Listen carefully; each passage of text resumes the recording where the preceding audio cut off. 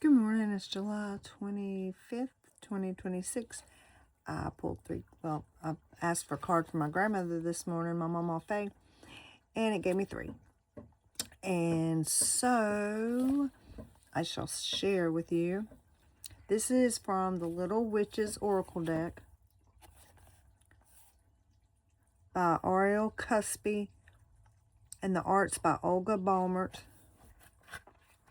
The first card that came out was the Mermaid. And this symbolizes my grandmother. Well, all of them do. They really all do. The last one symbolizes everyone, but how we should... I guess the main thing that I'm going to try to say throughout this whole, and I don't want to lose focus on it, is don't be a respecter of persons. I didn't realize last night I had a series of dreams. I was woken up a couple times during the night. I've slept a lot the past couple days. My mind has really been tired. A lot has caught up to me that I needed to process that I wasn't taking the time to process. So in my downtime, I did. But anyway, so with my grandma,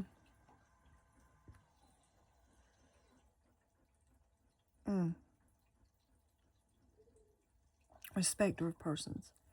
When I look at people and I think that they appear to have it all together, and it looks like what everything is perfect. They rarely ever do. They've just learned probably better self-control mechanisms than others. So, Jesus was serious, if you believe in Jesus, about not being a respecter of persons. He really was. And you can take that in all the religions, really, and you can take it in all of the understandings, is that we are one, and that you're not better than me and I'm not better than you. And whenever I think that I am, I puff myself up, and I should be ready that I should experience a fall. Anytime, just because, well, the laws of gravity. There's a healthy ego, but when you do harm to others in order to gain your spot in your mind as being better, that rarely ever works out well. Never works out well. But you have a lesson to learn, and there is a lesson in that. And so it's something that we all learn. That's why there should be no respecter of persons, because maybe in this lifetime you didn't do that, but maybe in another you did. And if you don't believe in lifetimes like that, maybe some of your ancestors did. Do you want them hated? That seems to be the way to go for this particular time frame, is to put everything as if it only affects you and yours. That seems to be a way that people can understand it better than saying that we're all one in this. Although my intention in life is to show that I feel as if I'm one with everyone, but you don't have to feel that way. That's okay. So going back to this, my grandmother. I looked at her as if she was broken and messed up, because I didn't think she had it all together, because she broke. She literally broke and lost her mind because, well, her marriage ended after 30-something years, and she was dictated what she could and couldn't do with her home. And her vacation home was sold, and she got a small chunk of money, which was better than nothing. And she did get alimony all her life, just a couple $100 a month. But that was something. My grandfather, he paid it too, and I don't ever remember hearing him complain about that. He just said it was something he had to pay, and he was going to pay it. That would be my grandfather. But my grandmother turned bitter. My grandfather did not. And if he did, he hid it very well. Which I never read that on him or felt that from him. I just felt like he just wanted everybody to just get over it and go on. But we couldn't, because we were all stuck. Because we were mad at him. We blamed him for my grandma, and she's saying no, it was not his fault. She felt inferior. She felt less than. She was afraid. And then she was bitter because she felt like that that woman was taking her space. Instead of her having her own space, she felt like her only space belonged with my grandfather. Yeah, take that in for a moment. When you feel like that the only reason you belong is because you are attached to another. But then again, if you want to take us all as one, then that really, you do belong, but you belong in your own right. You are enough. Let me say that again. And I'll say it to my mama out there so she can hear it. You were always enough. You are enough. You will always be enough. You are enough. Just like you are.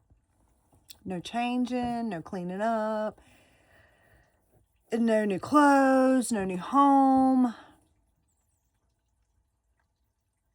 You're enough just like you are.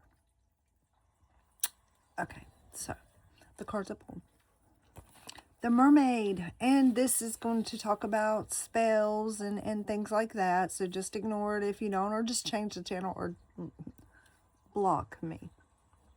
Then you don't even have to see this, because there's nothing worse in this world than watching someone just because you want to see bad things happen to them, or you just want to find a way to pick them apart or be mean to them.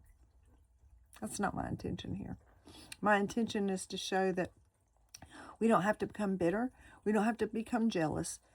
That once we realize that we are enough in ourselves, we don't have to attach ourselves to someone else. Although, I mean, I love being attached to my husband. I love him.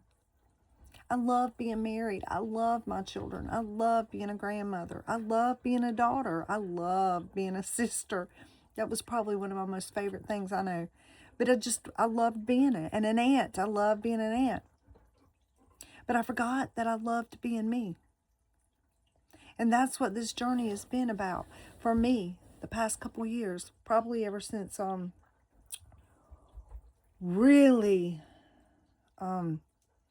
probably since 2016. I've been trying to find myself. Because I wasn't satisfied with who I was. And I was afraid that the only reason I was okay and accepted was because I was someone's wife or someone's mother or someone's grandmother or someone's daughter, that I wasn't enough just being me. And really, that's all my grandmother was always looking for, was just enough to be herself, but she didn't know how, and she didn't think she was enough. But Mama, you were enough. You were always enough. You're my hero. You're the best cook, the best cleaner, the best lover of my soul. You loved me so well, so much that created a wedge between me and my mom. And I know you didn't intentionally mean to do that. You just missed having a daughter because you took it for granted, and you didn't know how to be a mother to a daughter. You had been a sister. You had been a burden. You had been an agitator, aggravator. You had been fiery your whole life. You knew how to deal with boys. You enjoyed dealing with boys. Girls were hard. They were hard because you didn't know what your place was, and you didn't value yourself, and you didn't find yourself beautiful. Then you found yourself in a family surrounded by beautiful women and a mother-in-law that was perfect. And a son who everybody thought was, but was not. Little Snake. And that's what his nickname was, Snake. And I'm sure y'all had some fiery times and probably enjoyed much more than what we as people or children or grandchildren or understood. Because there was something there. There always is. There's something. Or there wouldn't have been anything. So, when I looked at Jean, I always thought she had it all together. And I'm sure she had her own issues. But I do value her and am very grateful for her, as I know you are, Mama.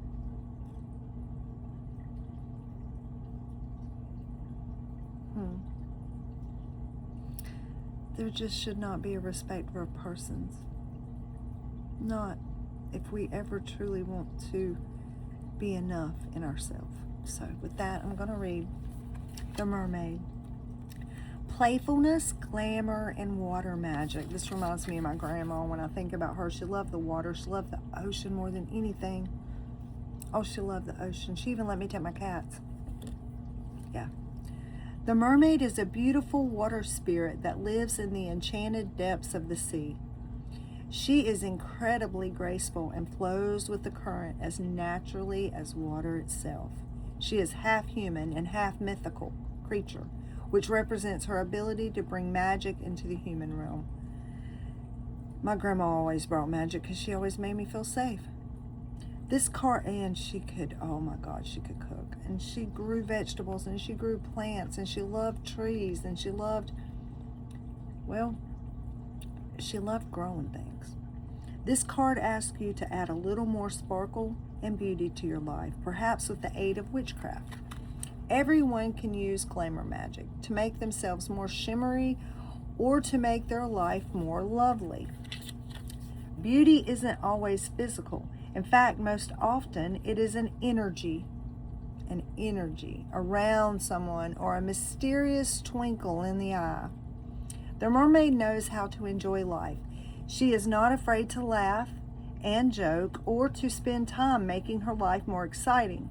As a master of glamour magic, she can utilize the sparkling iridescence of sea foam and pearls to adorn herself with an appealing air of enchantment and luster. The glamour of the sea jewelry spell, and the little witch practice. Think of a specific quality you would like to project when you are out in the world, such as confidence, humorousness, or intelligence. Pick a piece of jewelry you can wear when you want to make this quality even stronger. If you don't have any jewelry, take a hair tie. Hold it in your hand while imagining yourself floating in a sparkling, enchanted sea. If you can't think of that, think of one of those little water globes that you shake with the snow in it.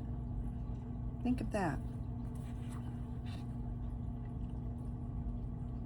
Sing to the jewelry, by the powers of the sea and salt, by the powers of salt and sea, I bewitch this hair tie to carry the power of confidence. Yes, of confidence. When I wear it, I sparkle with confidence and attract only positive energy to me. Confidence in my hair tie, and so it shall be. I added that little part. So the mermaid. Well, then, of course, yesterday I got the wolf, and today I got the wolf. And this is symbolizing both sides of my grandmother. Or at least that was my interpretation of it. Or it could be interpreted as both sides of all of us. The wolf, the untamed fierceness and adventure. The wolf is a wild and fierce creature that makes its home in the vast wilderness. Think about the wilderness in your life. Distantly related to the tamer dog, the wolf reveals the darker and more feral nature of beasts that have not been domesticated by humans. This card asks you to embrace the animal parts of yourself that are wild. Is there a part of you that wants to howl, to run free through the trees instead of going to school? The wolf wants you to join in its untamed forest prowl. When was the last time you expressed yourself as fully as you wanted? Or if it was gnarly or loud or strange, even if it was gnarly, loud, or strange. The wolf is perhaps best known for its howl, its feral expression of animal feeling. Many fear the wolf and its eerie sounds because they do not allow themselves to acknowledge their own nature. Did you hear that? We fear what we don't allow in our own selves. Remember that at a basic level, humans are animals. Find appropriate times and places to honor the instincts that come from this part of yourself, such as exercising, spending time in nature, taking care of your bodily needs, and expressing strong emotions in healthy ways. Next time you are feeling all pent up, a lot. Next time you are feeling a lot of pent-up energy, such as anger, frustration, hunger, or even positive emotions like love or excitement, just too high strung. Try howling like a wolf, either alone or with a friend. Find a place where it will be safe for you to make a lot of noise. Then raise your face toward the sky and let loose. Then let loose, making whatever sounds feel good to you. Afterwards, saying this blessing: may my howl serve as a magical offering to the wolf, protection and well-being to the wolf of the wilderness and to the sacred wolf that lives inside me. Oh, that's beautiful. And then the last card was the rainbow on page 100. The rainbow with the bear, which bears are special to me. The rainbow, enchantment, optimism, and good news. The rainbow is a sign of beauty and hope. Whenever a rainbow emerges from the gray of a cloudy sky, it's hard not to wonder at the marvelous enchantment of our world. Often seen as a good luck sign foretelling good news ahead, the rainbow is always an encouraging sight to behold.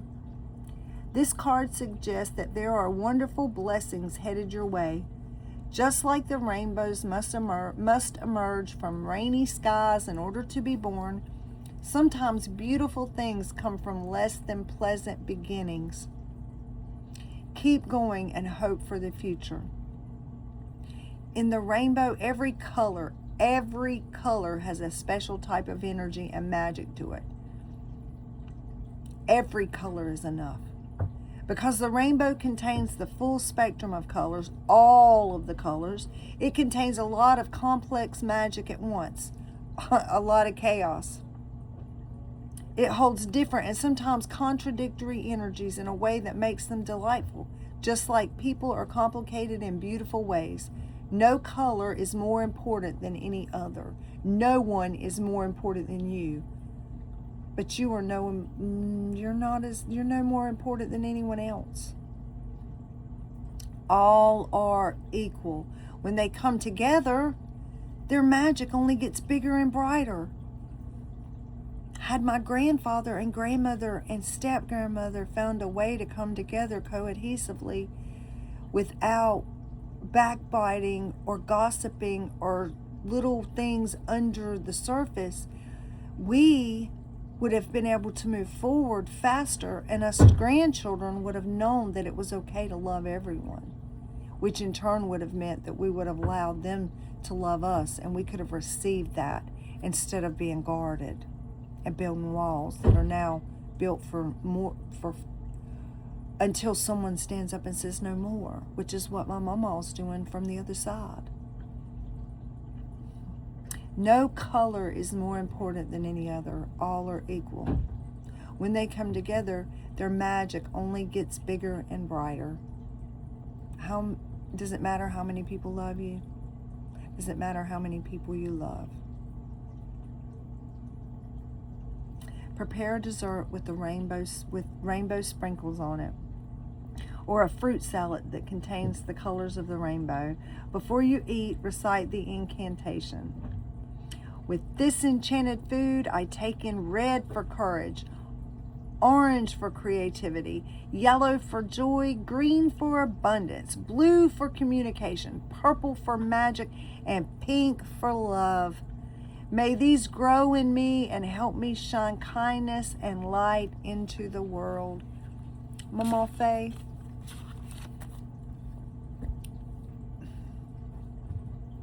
Thank you. Thank you for this lesson and for all the ones that you gave me. Most of all, thank you for loving me. And I just want to say it. You are enough. You were always enough. You will always be enough. And my memories of you have just gotten a lot brighter. I look at you through different eyes. My perception is different, and I'm so thankful for you. You deserve peace and rest, just as your mom and her mom before her. And I'm not negating the fathers, but right now, today is about my grandmother. And I honor you, Mama. I honor you.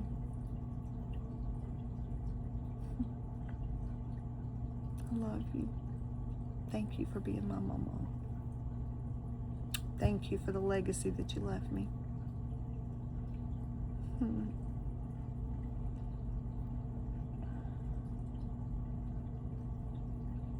are enough, just as you are enough.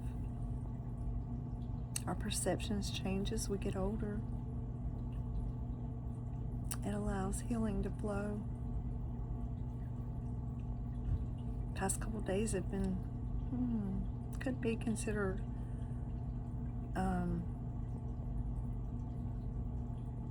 well, they're lessons, ups and downs. Feels like the ocean, in and out, in and out. You go up and then you go down, and then when you think, oh, everything's great, then it goes down again. But that's just how things go. That's just how things go. So with that, I love you. Have a great day. And know, no matter what, you are more than enough. You are enough. But you're no more, no better than anyone else. Peace out, peoples. Have a great day.